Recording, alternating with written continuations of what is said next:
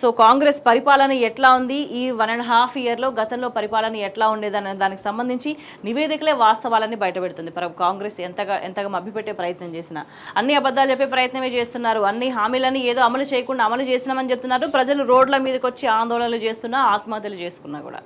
తెలంగాణ రాష్ట్రం ఏర్పడినప్పటి నుంచి జరిగిన పరిపాలన 2 టర్ములు కేసీఆర్ గారి పరిపాలన, ఇప్పుడు జరుగుతున్న కాంగ్రెస్ పరిపాలన ఎట్లా ఉన్నది అనేది ప్రజలకు చూసుకునేదానికి చాలా అద్దం పట్టినట్టుగా కనిపిస్తూ ఉంది. వాళ్ళ డొల్లతనం, ఇవాళ కాంగ్రెస్ పరిపాలన యొక్క డొల్లతనము, దార్శనికత లేని పరిపాలన, ఎక్కువ మందికి ఉపాధి వ్యవసాయ రంగం కల్పిస్తుందనేది తెలుసుకున్న తర్వాత వ్యవసాయ రంగాన్ని ఏ రకంగా పటిష్టం చేసినారు, ఎట్లా స్థిరీకరణ చేసినారు అనే దానికి మీకు మిషన్ కాకతీయ దగ్గర నుంచి మొదలైంది.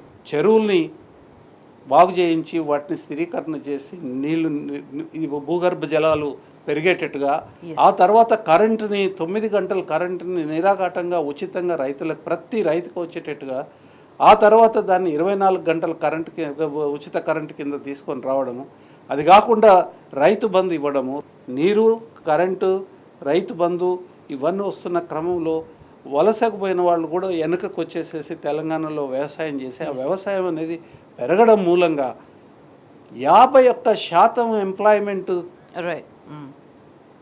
జిఎస్డిపి పెరిగింది, 51% ఎంప్లాయ్మెంట్ పెరిగింది. రాష్ట్ర ఆదాయానికి 16%, 17% పైన వ్యవసాయం నుంచి వచ్చింది.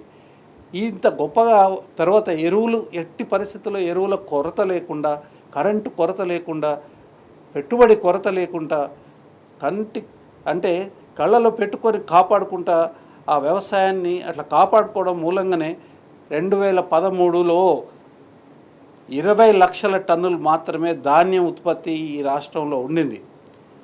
అది 23 నాటికి 3,50,00,000 టన్నులకు పెరిగింది. అంటే క్వాంటమ్ జంప్ అంటారు దీన్ని. అంటే ఒక పోల్చేదానికి వీలు లేనంత పెద్దగా వ్యవసాయ ఉత్పత్తులు పెరిగినాయి. ఇవాళ కోతికి కొబ్బరి చిప్పిచ్చినట్టుగా ఒక అనుభవం లేని మూకకి ప్రభుత్వం ఇవ్వడం మూలంగా మార్పు పేరు మీద ఇవాళ మొత్తం తలకిందులై ఇవాళ వ్యవస్థ అంతా అస్తవ్యవస్థమైంది. తర్వాత అగచాట్లు పడుతూ ఉన్నారు.